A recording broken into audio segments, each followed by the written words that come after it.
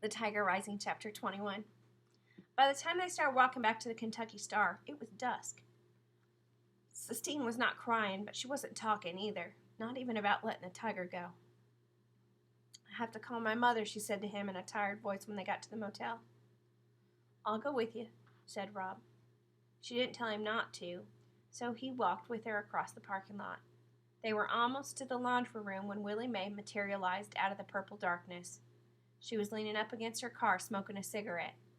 "Boo," she said to Rob. "Hey," he told her back. "Somebody following you," she said, jerking her head at Sistine. "This is Sistine," Rob told her. And then he turned to Sistine. "This is Willie Mae, the one I was telling you about, the one who had a bird and let it go." "So what?" said Sistine. "So nothing," said Willie Mae. Her glasses winked me in the light from the fallen Kentucky Star. "So I had me a bird." "Why are you trying to hang around the parking lot trying to scare people?" Sistine asked, her voice hard and mean. "I ain't trying to scare people," said Willie Mae. "Willie Mae works here," said Rob. "That's right," said Willie Mae. She pulled into the front pocket of her dress and pulled out a package of 8-ball gum. "You know what?" she said to Sistine. "I know you. You ain't got to introduce yourself to me. You angry. You got all the anger in the world inside you. I know angry when I meet it. Been angry most of my life." "I'm not angry," Sistine snapped. "All right," said Willie Mae. She opened the package of 8-ball. "You're an angry liar, then.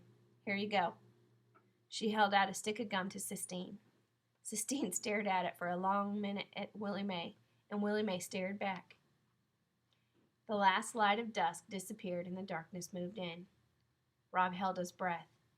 He wanted desperately for the two of them to like each other. When Sistine finally reached out and took the gum from Willie Mae, he let his breath go in a quiet whoosh.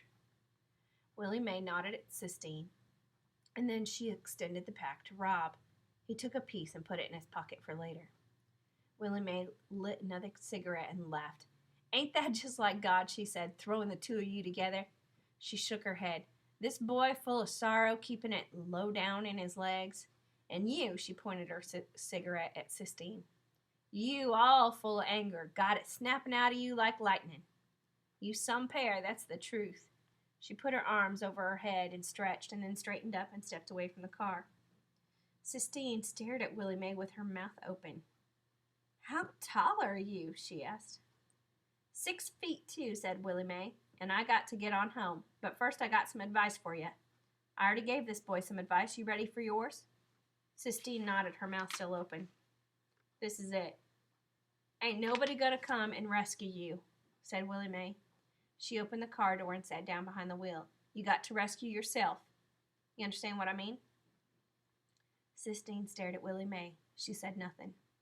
Willie Mae cranked the engine. Rob and Sistine watched her drive away. "I think she's a prophetess," said Sistine. "A what?" said Rob. "A prophetess," said Sistine.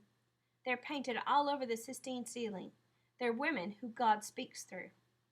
"Oh," said Rob. "A prophetess." He turned the word over in his mouth. "Prophetess," he said again. He nodded. That sounded about right. If God was going to talk through somebody, it made sense to Rob that he would pick Willie Mae.